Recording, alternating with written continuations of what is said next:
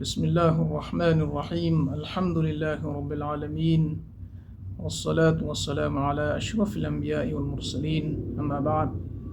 دوستان عزیز، السلام علیکم و رحمت الله و برکاته. چند سخن در مورد پره و کامل ادا کردن عبادات. وقتی که یک مسلمان عبادات را، نمازها را پره ادا می کند، کامل ادا می کند، با شوق و با اخلاص ادا می کند، بدون شک او تأثیر آنها را، برکت آنها را در زندگی می یابد. ما وقتی که عبادات را کامل ادا کنیم باید پیش از پیش پاک باشیم، ظاهرا و باطنا. لباس ما پاک باشد، بدن ما پاک باشد. در احادیث رسول گرامی اسلام صلی الله علیه و سلم بسیار تأکید می گردد که مسلمان وقتی که طرف دستشوی و قضای حاجت می رود کوشش کند که در آنجا انسان با پیشاب و با بول ملوث نگردد، لباس او، بدن او ملوث نگردد و انسان طهارت را کامل خشک کند. و سنت از پیش از داخل شدن ما این دعا را می خوانیم: اللهم انی اعوذ بک من الخبث والخبائث. وقتی که بیرون می شویم این دعا را می خوانیم: غفرانک. بعدا روان می شویم بخیر طرف وضو کردن، با نیت کامل با بسم الله الرحمن الرحیم آغاز می کنیم.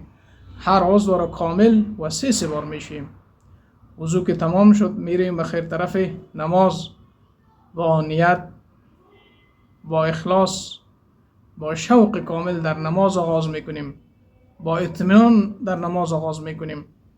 الله متعال میفرماید: بسم الله الرحمن الرحیم الذين يؤمنون بالغیب و یقیمون الصلاة و مما رزقناهم ينفقون.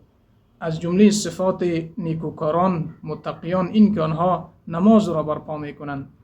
ابن عباس رضی الله عنه، مفسر بزرگ دنیای اسلام، میگوید و تفسیر میکند که برپا کردن نماز و یا کامل برپا کردن نماز این که قرائت ما کامل باشد، رکوع ما کامل باشد، سجده ما کامل باشد، خشوع ما در نماز کامل باشد.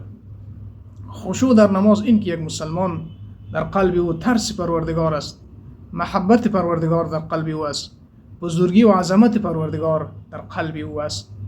ما نماز را با اطمینان و با شوق ادا میکنیم، نه اینکه خدای نخواسته با سرعت، با عجله، ارکان غیر کامل، واجبات غیر کامل، فرائض نماز غیر کامل باشد. این طور که ما نماز را کامل ادا کردیم، پر ادا کردیم، ان شاء الله برکت آنها را و توفیق خداوند متعال را در زندگی میابیم.